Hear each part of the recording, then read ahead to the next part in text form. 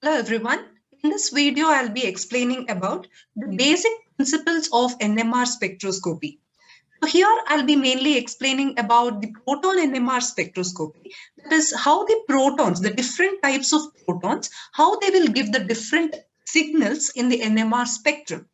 And also, especially in this video, I'll be focusing on the basic principle that is involved in how the different nuclei will give the different signals in NMR spectrum. And what is the criteria on basis of which any nucleus will be active in the NMR region. So here in this slide, you can see two pictures.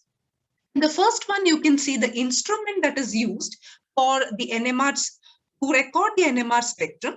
And the other picture shows you the NMR spectrum, the typical NMR spectrum, and how you can see the signals in the different regions of the spectrum and the different groups you can see which are being colored in blue. So which are the different groups which will give the different signals in the spectrum. So all these in details I'll be explaining about NMR spectroscopy in this video. So now let me just start with what is a principle that is involved in the NMR spectroscopy. So first of all, which type of nuclei will be active in the NMR region? The main criteria for any nucleus to be active in the NMR region is you have to concentrate on the spin quantum number of the nuclei. So these are certain nuclei. You can see that here for proton, that is 1H. So the spin quantum number, that is I, the value is half. Next, this hydrogen, that is deuterium. So here the spin quantum number is 1. So here are different nuclei. So I've given along with their mass numbers. So these are the different values of their spin quantum number. So what is the basic criteria? So for any nuclei to be active in the NMR spectrum, the spin quantum number should be greater than 0. So the I should not be equal to 0. If I is greater than 0, then such nuclei will be active in the NMR spectrum, the NMR region. So these nuclei will give the NMR spectrum. So now you can see in this itself, there are certain nuclei which have half or 3/2 or certain such spin quantum numbers, that is certain such values for T. Whereas some other nuclei have whole numbers, that is 1, 3 and so on. So what is the reason based on which certain nuclei will have the half integral spin quantum number and certain nuclei will have the whole numbers for the value of I? So here we can see there are different types of nuclei based on the number of protons and the based on number of neutrons. So first of all, if the number of neutrons and the number of protons are both even numbers. So you can see basic example is C12. We know that carbon has the atomic number 6 and the mass number is 12. So the number of protons is nothing but it is equal to the atomic number. So it is equal to 6. Neutrons, the number of neutrons is calculated by subtracting the mass number and the atomic number, that is 12 minus 6. So that will always give you the number of neutrons of any element. So here we have 12 minus 6, which is equal to 6. So here you can see the number of proton is also 6. Number of neutrons is 6. So both are even numbers. So when both are even numbers, then the nucleus will have no spin. Okay. In such cases, we have I value which is equal to 0. So such nuclei will not exhibit any NMR spectrum or such nuclei will not give any signal in the NMR spectrum. So next, coming on to the different type of nuclei, where the number of neutrons plus the number of neutrons should be odd.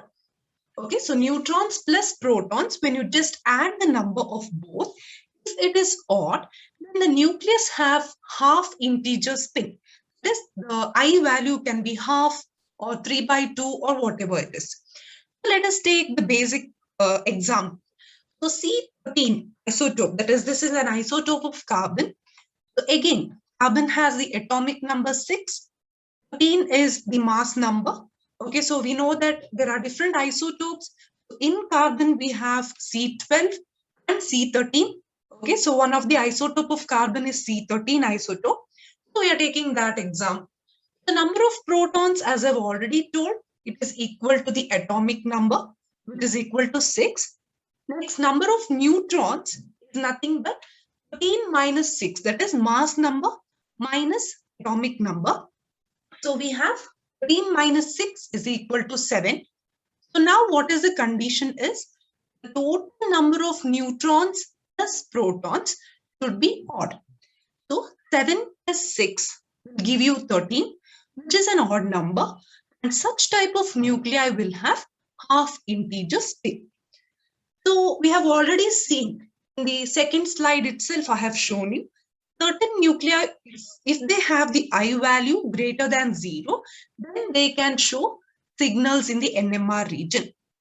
So you have seen so many examples where there are half integer spins or there are whole numbers. So now you have already seen the reasons, okay, where in such cases where the I is equal to 0, and in which cases the I will be half integral spin. So next, in what cases the I will be a whole number? It can be I is equal to 1 or I is equal to 3, etc. So in which type of cases the I will be a whole number? So here you can see the third type of case where the number of neutrons and the number of protons are both odd. In the previous case, you have seen the total number of protons plus the number of neutrons should be odd. Then it will be a half integer spin. Here what is the condition is number of neutrons and number of protons taken separately should be odd numbers. Then such nuclei will have integer spin, that is whole numbers as the value of I. So let us take the example of, here we have this B that is having the atomic number 5, is boron with atomic number 5 and mass number 10. So you know that number of proton is nothing but atomic number, that is equal to 5. And the number of neutrons is mass number minus the atomic number. So 10 minus 5, which is equal to 5. So here, the number of proton is 5. The number of neutron is 5. Both are odd numbers. So because of which the value of I for this nucleus will be a whole number. So here I have already explained the 3 different cases in which the I will be equal to 0 or in which the I will have an integral, half integral spin, and where the I will have a whole number value. So here we know that only the nuclei which have I is not equal to 0 will give the NMR spectra, or they will give signals in the NMR region. So mainly what we do is, as I've already told in the beginning, we are mainly concentrating on the study of the protons. That is, how the proton H1, how it will show signals in the NMR region. And based on this signals, based on this spectra of the signals what we get in the NMR region, how we can identify the different molecules and how we can use this NMR spectrum in identifying new molecules, or we can also use this NMR spectrum in differentiating the different molecules. So all these things I'll be explaining. In this video, I'll explain what is the basic principle. Okay, so only if you know the principle of the spectrum, you can actually interpret NMR spectrum. So now, what is this NMR and how we are getting the different signals? So mainly, here we are going to give a particular external magnetic field. So we already know that different types of nuclei will give different signals in the NMR region. So first, what happens? In the absence of any external magnetic field, all the nuclei will be spinning at random. You can see in this picture, if there is no external magnetic field, all the nuclei will be spinning in different directions. So now what happens? in the NMR spectrum, when you're going to do the NMR spectroscopy, you're going to add or you're going to make these nuclei under the influence of an external magnetic field. So what happens when you apply an external magnetic field? So when an external magnetic field is applied, so you can see here, the external magnetic field, the field strength H0. If it is applied, what will happen to the different nuclei? So in the absence of the field, the nuclei are they are evolving, they are spinning at random. But when you apply an external magnetic field, you can see in this picture itself, certain nuclei will be aligned in the direction of the external magnetic field. You can see here, these nuclei are aligning in the direction of the external magnetic field, whereas certain nuclei will be aligned opposite the direction of the external magnetic field. So there are two changes that are possible. So whenever an external magnetic field is applied, two types of changes are taking place in the randomly spinning nuclei. Either they will align in the direction of the field or opposite to the direction of the field. So based on this, we have two spin states, that is alpha and beta spin states. So what is this alpha and what is this beta? So here you can see in this picture, it will make it much more easier for you to understand. So this, whatever the arrow you can see, this is the external magnetic field of the field strength H0, which is being applied. So as you already know, the nuclei first, in the absence of the external magnetic field, they will be just spinning at random. So when the external magnetic field is applied, there are two types of possibilities. Either the nuclei will align in the direction of the magnetic field or opposite to the direction. So whichever nuclei are aligning in the direction of the external magnetic field, they will give rise to the alpha spin state. Whereas the nuclei which are aligning in the opposite direction of the external magnetic field will give rise to the beta spin state. So here you can see in this picture itself, this is the energy axis. So here, whenever the nuclei are aligning the direction of the external magnetic field, they have lower energy or higher stability. Whereas nuclei which are aligning in the opposite direction, the external magnetic field, have higher energy. So you can see this is the energy axis. This has high energy. Alpha spin state has a lower energy. So this is one more picture. It will make it much more easier to understand. This is the energy axis. So here we have the two spin states, alpha spin state, beta spin state, and the beta spin state has higher energy. Alpha spin state has lower energy. So here what happens is the continuous transition will take place between the nuclei of the alpha spin state and the beta spin state. We know that alpha spin state has a lower energy. Once it gets the required amount of energy, it goes to the beta spin state. The beta spin state nuclei will lose their extra energy, come back to the alpha spin state. So this continuous transition give rise to the NMR signal.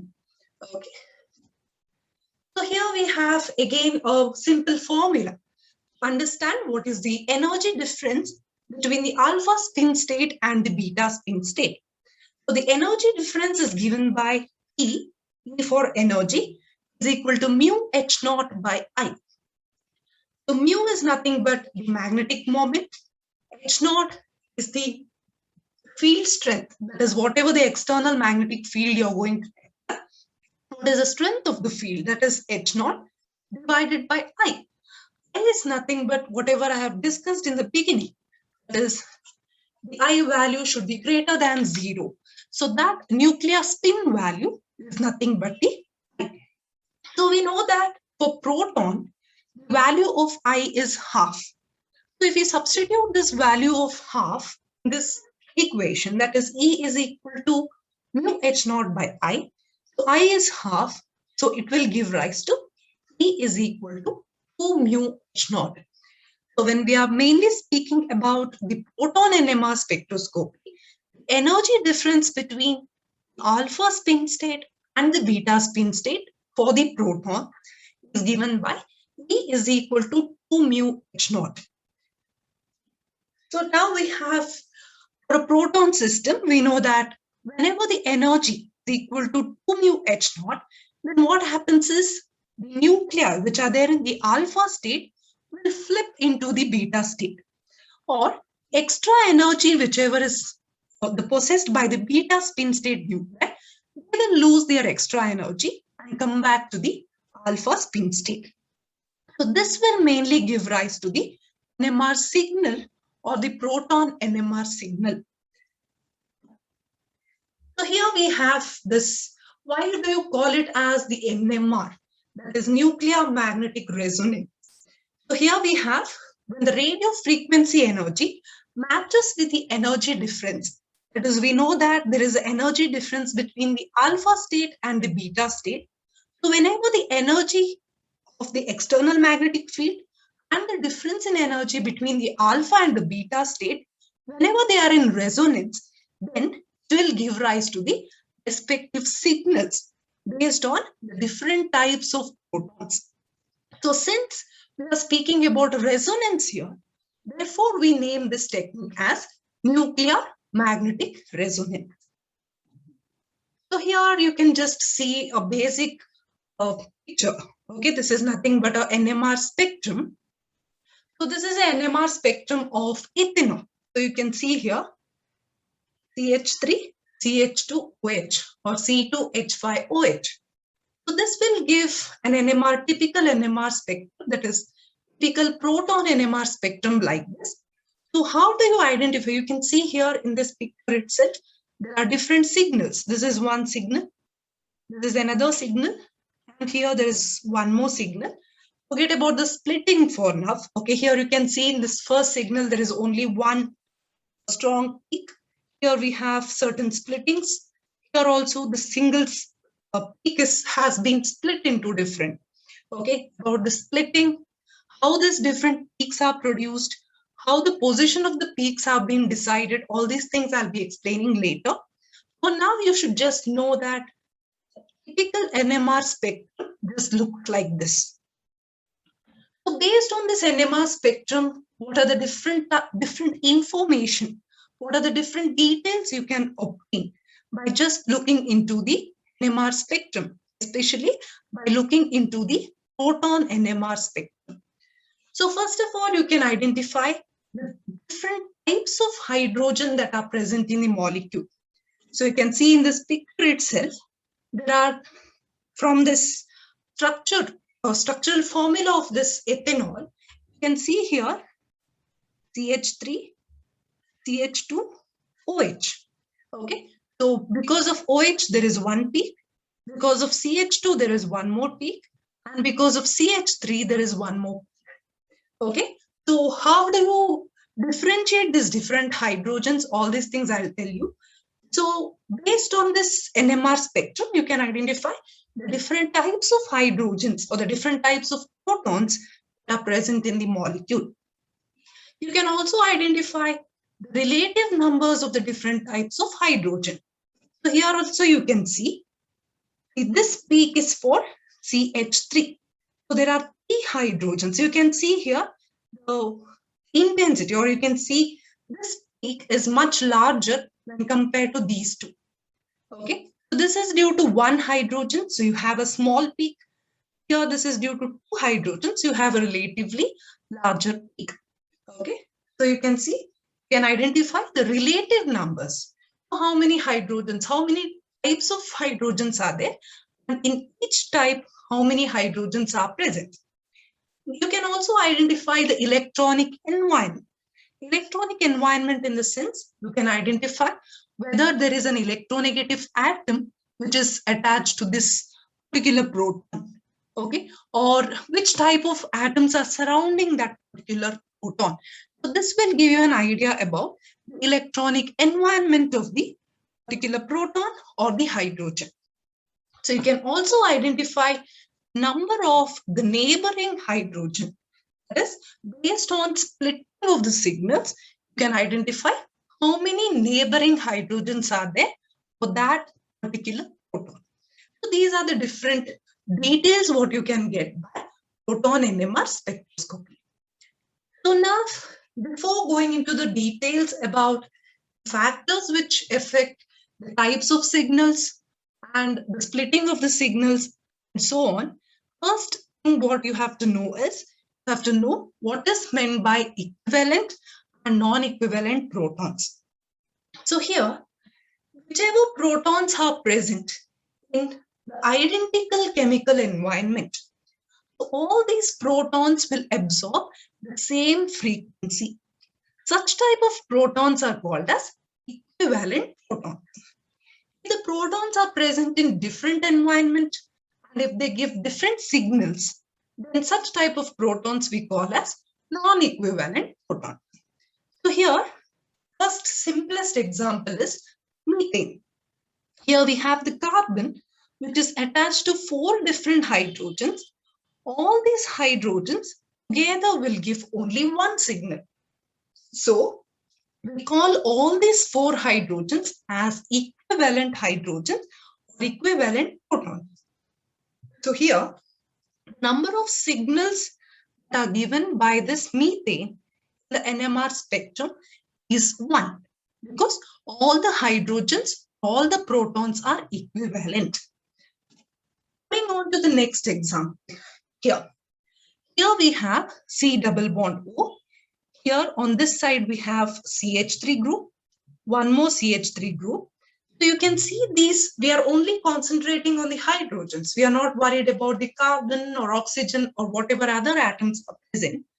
So here, this is CH3 group. These 3 hydrogens, if you concentrate, they are connected to the same carbon. This carbon is connected to the carbon here, the carbonyl carbon. Same way, if you're considering these 3 hydrogens, they are connected to the carbon, which is again in turn connected to the same carbonyl carbon. So this CH3 group and this CH3 group, all these protons are present in the same chemical environment. That's why even this particular molecule will give only one signal. Okay, so here we have acetone, which gives only one signal. Similarly, there are other examples. So here we have, whenever there is a double bond, carbon to carbon double bond, we have to remember all the hydrogens which are attached to the carbons are having different environments. Okay, so whenever there is a carbon to carbon double bond, need to consider all the protons as different environments. But one more thing you need to consider here is, whenever there is a substituent, for example, here, instead of hydrogen, if there was a CH3, or instead of hydrogen, there was a bromine group or any other group, then you need to consider the other 3 hydrogens as belonging to different environments. You need to consider it as 3 signals. But here what we are considering is, here there are 2 hydrogens connected to the same carbon. Here there are 2 hydrogens connected to the same carbon, and these 2 carbons are connected by double bonds. There are no any other substituent except hydrogens. So that's why in this case we consider it as one signal. Suppose if there was any substituent, then it would be considered as 3 signals. Next, here you can see, here there is one proton which is connected to the oxygen. So this is one type of proton. Here there are 3 protons connected to the same carbon. Carbon is connected to the OH group. So these 3 protons together give one more signal. So totally we have 2 types of protons in this molecule. So it will give rise to 2 signals. Next, moving on to the next molecule. So here we have 3 protons connected to this carbon. These 2 protons are connected to one more carbon. Okay, we cannot say that these 2 carbons are equivalent because This carbon has a CH3 group. This carbon has only 2 hydrogens and it is connected to nitrogen. So these 2 protons are different from these 3 protons. Next, these 2 protons are directly connected to nitrogen. So these are again different. So we have one type of proton, second type of proton, and third type of proton. So this will give rise to these signals. So next, coming on to the other examples. So here we have CH3 group. Here we have one more CH3 group. Here we have one proton which is directly connected to oxygen. Here we have one more hydrogen. So these 2 CH3 will give rise to the same signal, one signal. Here the second signal and the third signal is because of this hydrogen. So that is one example. Here, as I've already told, whenever there is a double bond and there is a substituent, then we need to consider this as one signal, second signal, three, and fourth signal. Next is, here we have one more. Again, there is a double bond. So whenever there is a double bond and some other substituent other than hydrogens, we need to consider all the different substituents in different chemical environments. So we have, this is one. Here we have 2 hydrogens. So these 2 hydrogens also will give different signals. So we have 2 different signals here. So second and third signal. Here one more example. So this is only carbon here. So here these are the different CH3 groups which are connected to the same carbon. So all the CH3 groups will give one signal, and one more type of hydrogen is present that is connected to nitrogen. So this will give the second signal. Here we have one more molecule. So here we have this hydrogens which have not been shown. Okay. So these hydrogens will give rise to one signal, and the CH3, the different CH3 which are connected to the same benzene ring, those together, all the protons which are belonging to the CH3 group will give the second signal. This is one more molecule. So here we have the hydrogens which are attached to the benzene ring. So these will give one signal. Here we have the second signal because of CH2 and the third signal because of the CH3 protons. So here we have 3 signals, here 4, here we have 3 signals, 2 signals, 2 signals and 3 signals. So next, these are a few other examples. So here also we have the hydrogens. So these hydrogens will give one signal and CH3 protons will give second signal.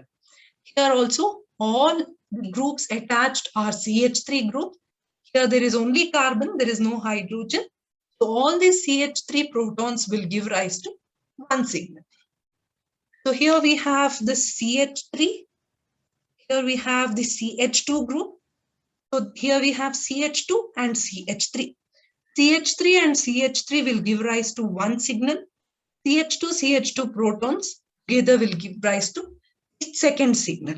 So here we have 2 signals, 1 signal and 2 signals. So this is how we need to identify the different equivalent protons, how many signals are to be expected from the different equivalent protons in any molecule. So with this, I complete with this video in which I have explained about the basic principle that is involved in the NMR spectroscopy. So in my next video, I'll be explaining about how to identify the different signals, how to identify the splitting, is why there will be splitting in the signals, and based on the different factors which affect, how do you identify the different signals, how do you identify the splitting of the signals, and also how do you identify the molecules just by looking into the spectrum of any molecule. Thank you for watching the video.